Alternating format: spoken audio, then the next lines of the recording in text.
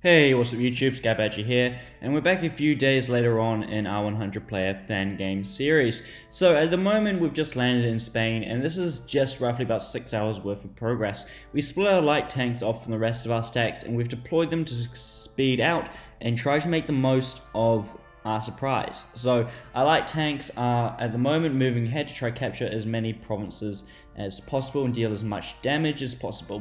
Due to the nature of the fact we're outnumbered and Spain still seems to have a solid line around its capital, we can't really go in and engage directly. So what we need to do is we need to capture land to draw him out into unfavorable battles where we can take him on, and we can see that happening at the moment.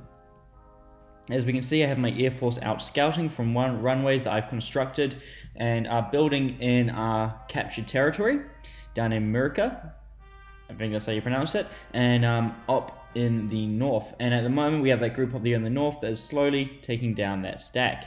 As you can see, Spain still has some aircraft up in the air after we took a lot out yesterday, but we have our own interceptors slowly dealing to that. And considering he is patrolling over units that have anti-air guns in them, he's not going to be able to do much damage very quickly. At the same time, Spain is blocking the Gibraltar Straits, so we've got some artillery slowly hitting away at it, and we've got some destroyers heading in to take it out.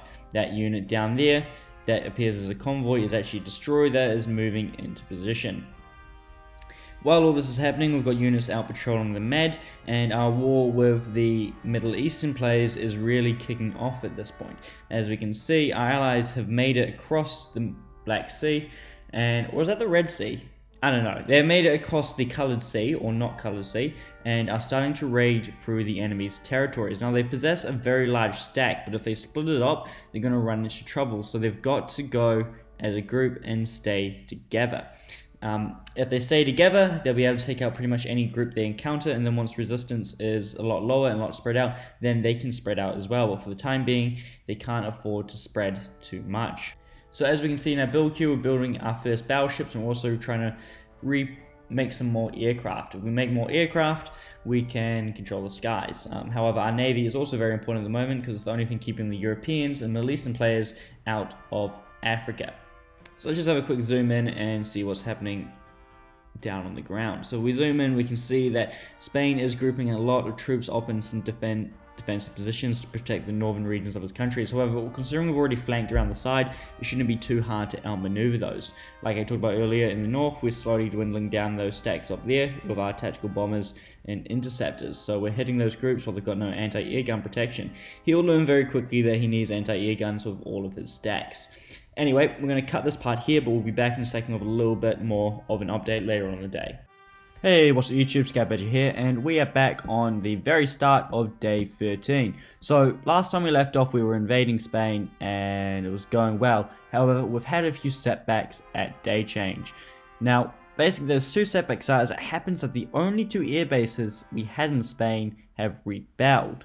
And that is really annoying. I positioned my aircraft, I tried to position my aircraft to anticipate this event, so I've actually been able to save, annoyingly, just 3. So at the moment, the majority of my Air Force is completely grounded and is going to take a massive hit and lose 25% of their HP when they land. So more or less, my Air Force is done for the rest of this combat with Spain. I'm going to be retiring these aircraft back to my core to heal up before I put them back into action. In the meantime, I'm going to be stuck operating with just this, which in reality is not too bad. I'll have some more aircraft up shortly to replace the losses. 10 hours, another tactical bomber, and in 5, another interceptor, which will help and go a long way.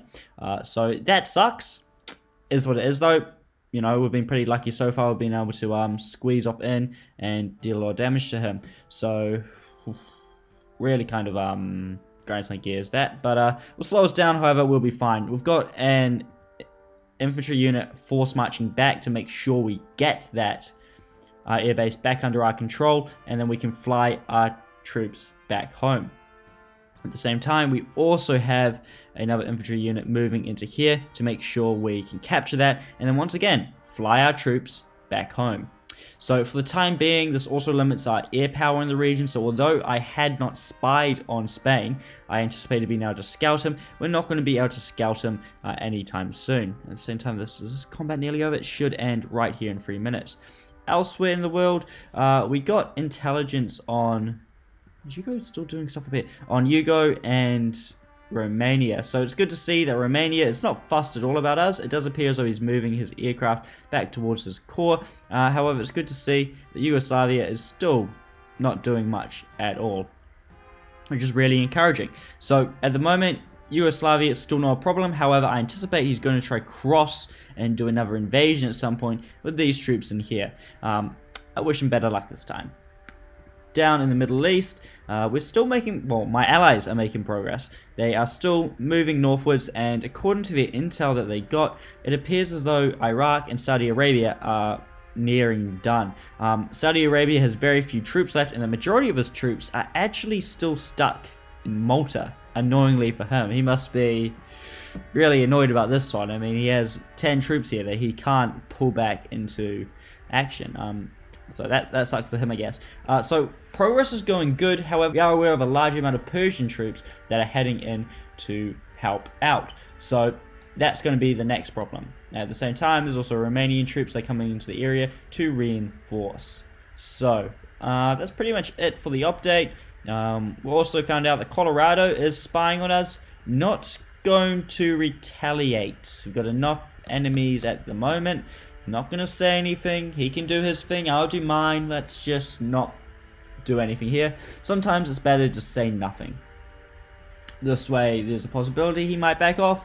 But at the same time, I doubt he's going to attack us, considering he has very few provinces on the coast. He has one port. So, unless from that one port he's going to assemble a massive battle group and try to take me on, I doubt anything's going to happen. If we have a look elsewhere in the world, Japan making massive progress once again, nearly controls most of East Asia. That would be East. What's happening down? Oh no, those are his troops. Good on him. He's got a sub wall going up, and he must be pretty friendly with these guys because once again, he doesn't have any troops down here. At the same time, this player here is still making massive progress and is growing slowly, and it looks to be taking out national China.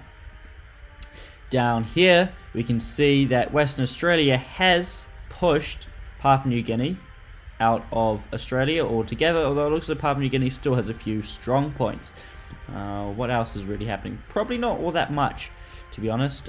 South America, South Argentina, nearly gone bye-bye, don't have much left. He's been attacked by Venezuela, and although it appears though he's fighting well, he just is a little outmatched. So that's that. Really not too much more to say. Anyway, thank you for watching, and I'll see you in the next episode. Oh yeah, damn it, look at that. It was such good interceptors. I'm gonna have to retire those now. I think that's gonna take days to heal. Probably, maybe even a week. I'll have to... Well, I can put them on scouting at least. They won't be completely useless. I'll send them out to scout the Mediterranean, make sure we don't get raided, and then just draw them back in a day change to heal. So, thank you for watching, and I'll see you in the next episode.